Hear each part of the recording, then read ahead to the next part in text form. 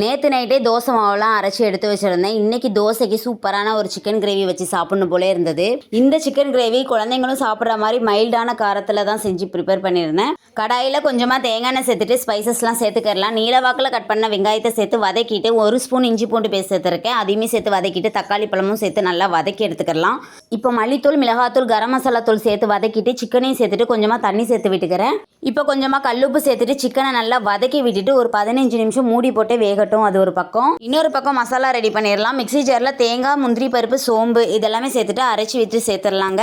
மறுபடியும் ஒரு 5 நிமிஷம் லோ ஃப்ளேமில் கொதிக்க வச்சு இறக்குனா கிரேவி ரெடி. இப்போ லேடிஸ் எல்லாருக்கும் யூஸ்ஃபுல்லாக இருக்கக்கூடிய ஒர்க் ஃப்ரம் ஹோம் ஜாப் பற்றி பார்த்துடலாங்க. இதுக்கு எந்த ஒரு இன்வெஸ்ட்மெண்ட்டும் குவாலிஃபிகேஷனும் தேவையில்லை.